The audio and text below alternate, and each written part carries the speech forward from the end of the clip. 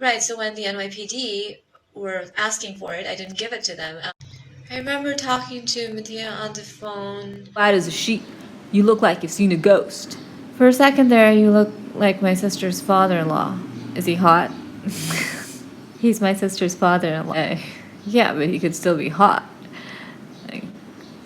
I don't think so, but there was some discussion on him being a stud of some sort, or at some point in time, I don't know. Some resemblance from the side, in profile, but you don't really look like him at all. Not from the front. No, you're fit. You look good. Dress nice.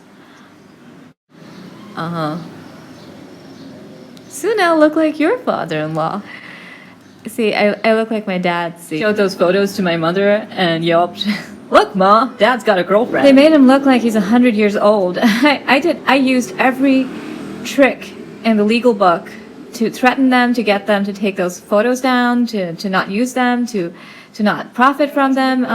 I did everything, and they wouldn't budge. They wouldn't take those photos down. They wouldn't take that false story, that fake news story down. Eponymous Hope was livid too. I mean, she was dating this really possessive, jealous person, and he was not going to have it, and she was not going to have it, and she made me go up to that man and explain to him that this was all a misunderstanding because I joked that she's my girlfriend. So this one's as old as an Olsen twin. No, I'm older than an Olsen twin. She's counting months. He's a lady. Whoa, whoa, whoa, he's a lady. Yeah, he's a lady. That's Jack almost slide pushing me off of my bench. Yeah, he was really freaked out. He was like, that woman, like later when we got home, he's like, that woman, that old lady was so freakishly tall. When she was standing, and I was standing facing her, it was like, she's at least a foot taller than me. Usually women are shorter than me, and that was strange. And she was really scared for me. Like, she kept saying that it's illegal for someone to have somebody else's work phone. And I don't know if she got an audio message, like this is... I should cut the name out. This Weber Shandwick phone or something. I don't know. But, yeah. I'm definitely a mouth breather, especially when I'm nervous and uncomfortable and I'm trying to talk about something that I don't want to talk about, but I know it's necessary to talk about it. Right, so when the NYPD were asking for it, I didn't give it to them. I did tell them that, once I dialed 911, there was this little red blip that said, 911, we're on our way. And, and I know that I dialed it. That much I'm aware of. I remember talking to Medea on the phone. And she was really scared for me. She kept saying that it's illegal for someone to have somebody else's work phone. And I don't know if she got an audio message, this Weber Shandwick phone or something. I don't know. But, yeah. I had planned to go out today, but then it was like, wait, Rob said I would get robbed wearing pink. Definitely a mouth breather, especially when I'm nervous and uncomfortable and I'm trying to talk about something that I don't want to talk about, but I know it's necessary to talk about it. Yeah, but I already got robbed of this.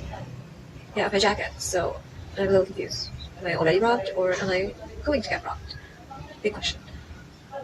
I did tell them that, once I dialed 911, there was this little red blip that said 911, we're on our way. Yeah, and I know that I dialed it. That much I'm aware of. Well, he was crying on the bench, sitting next to a glaring Sherry shooting glares at me. There was a fairly long conversation. It's just that there were other moments in which we were alone, even after I'd met Sherry, so I get confused with that stuff.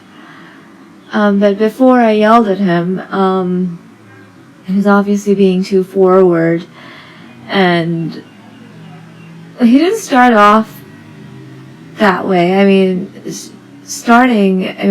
the onset of the conversation was simply, I looked lost, and he was like, oh, Sherry and I were just there at the boathouse. I can tell you where the boathouse is. And I expressed my confusion, my befuddlement, because nobody else stopped, and it was phone that wasn't working, and it's just, it was saving battery, and it's just, Oh, yeah, anyway, I just picked it up from the store, supposedly fixed for $40. But it wasn't fixed because it was my sister's husband's work phone, and they didn't know how to fix it, and it was still, I was at the match, it was turning on and off. I met this NYPD officer who directed me to a Verizon store to get it fixed, and that's where I tried to get it fixed, but no, it didn't get fixed. Do you see me? Sitting in the dark, lying by myself. The key word here is lying. Lying. Is it lying? Is it lying to hide behind fiction and pride? I don't think so, but some might think so. So what do I want? What do I want? I should pretend that the universe has already given it to me. I got it. I got it. I got what I want. I got it. I got it. I got what I want. I got it. I got it. I got everything I want. I must down to the seas again, to the lonely sea and sky, and all I ask is a tall ship and a star to steer her by, and the wheels kick and the wind song and the white sails shaking, and a grey mist on the sea's face, and a grey dawn breaking. I must down to the seas again, to the call of the running tide is a wild call and a clear call, and may not be denied. And all I ask is a windy day with the white clouds flying and blown spume and flung spray with the seagulls crying. I must down to the seas again, to the vagrant gypsy life, to the gull's way, to the whale's way, where the wind's like a whetted knife. And all I ask is a merry yarn from a laughing fellow rover, and quiet sleep and sweet dream when the long trick's over. I don't know, I just keep trying to say something sensible in this and just summarize things, but I was really bad at summarizing. I'm really bad at summary writing, and I always have been, and it's just not going to change. And then I have to deal with gaslighting from my lunatic mother, and she's so mean and disgusting, and I have to deal with all her KU uneducated creeps. And oh my gosh, and I hate it. I hate it. I hate having to deal with terrible people. I mean, not only are these people wholly unattractive, wholly unintelligent, wholly gross, but it's like, but they feel like they are entitled to bully me and harass me and invade my personal space, which is none of their effing business, and I miss Bob, because Bob was my way out, my only escape route out of this lunatic den of psychos. Like, that was my only escape, and now I have none. Or maybe there's still hope, because Sherry was also psychic. Like, she tapped into, she was quizzing me on a blonde woman in a bikini, whether that was me or not, and so she saw the silly man, and she saw the resemblance between the silly man and Bob, and like the physical resemblance. Obviously the silly man has no character, and Bob was caring and kind, and he picked up on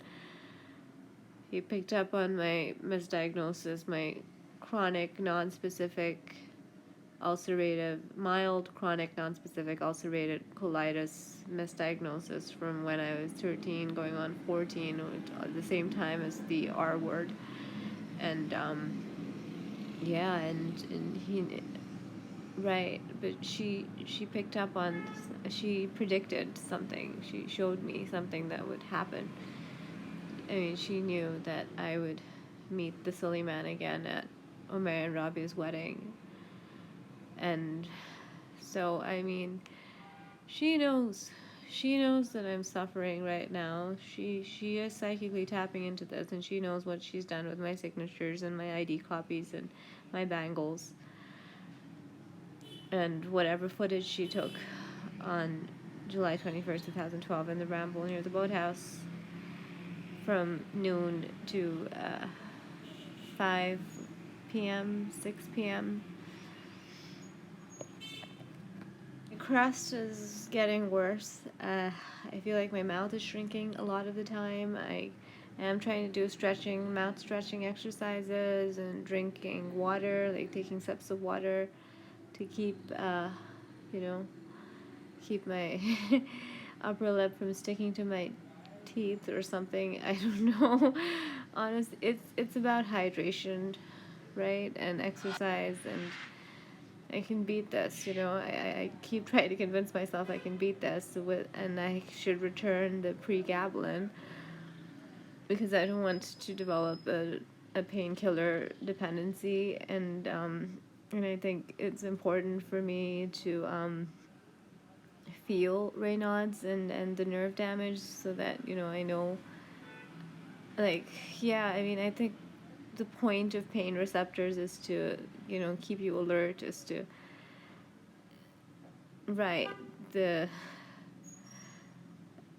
so the goal should be to reverse nerve damage.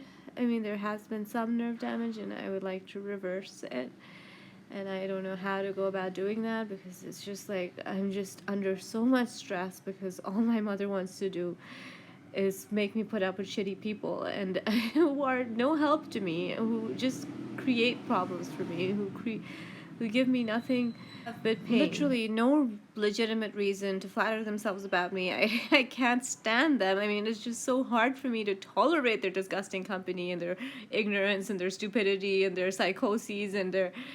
Oh my gosh, it's like, how can you be so upset? Jesse would help me, so I mean, that's really one of the few people that I want to talk to is Jesse.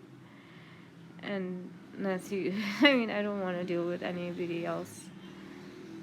I mean, who is just going to, like, bullshit away and pretend to know me. I hate disgusting people like that. Like, Gandas Assad is, like, the worst person I know. I hate him so much. I hope he burns in hell where he belongs because I don't want to look at that disgusting face of his ever. So sickened by these people and their just like refusal to accept rejection, to refusal to accept that I don't want anything to do with them. It's like, what should I do? Sing it to you? I am not interested. I don't want anything to do with you. I mean, what am I supposed to do? I mean, if I was living in a civilized country, I would get an effing restraining order or something. I need right now. In my dreams, I read a letter out loud to a face in the crowd, and it's you. And I'm running away from your pleading eyes, your open arms. I'm running fast. I'm running far. I'm running away. But when I'm awake, I retreat to my room and bask in memories of you. I like to be a time traveler, a space traveler, so I can just go back to that day. Happy Juneteenth, Father's Day, and Daddy's posthumous birthday. And I guess I'm going to recite Sea Fever by John Masefield. I must down to the seas again, to the lonely sea and sky, and all I ask is a tall ship and a star to steer her by, and the wheels kick and the wind song with the white sails shaking, and a gray mist on the sea's face, and a gray dawn breaking. I must down to the seas again, to the call of the running tide is a wild call, and a clear call, and may not be denied, and all I ask is a windy day with the white clouds. And Swan never said Myalgia because, he referred to himself in the feminine and I referred to myself in the masculine because I was the big brother and he was the little sister. And he would say things. It's very common among twins or brother and sisters, a brother and a sister that are very close in age to switch gender roles in speech as children. And that's what we did. I was a boy and he was a girl. I mean, that's how we would talk. Like I would say Narudado Agya according to Papu, Mama. And yeah, Usman would just refer to everything, like he would just be like, मैं खाती हूँ, मैं पीती हूँ, मैं ये करती हूँ, मैं वो करती हूँ. And it was just, it's, yeah, because we switched gender identities.